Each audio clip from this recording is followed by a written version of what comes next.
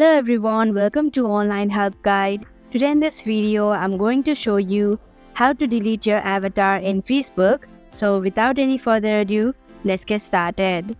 First of all, open Facebook app. Now go to your profile page by clicking on the profile picture in the left hand side of your screen. Click on Edit Profile option. Now click on Edit of Avatar option. Now click on the dustbin icon in the top section of your screen, and if you're sure, click on the delete option. And that is how you can delete your avatar in Facebook. Thank you for watching Online Help Guide. Hope this video was helpful. If it was, hit the like button and comment down if you have any questions or feedback. Also, if you are new to our channel, subscribe and hit the bell icon so that you don't miss our upcoming videos.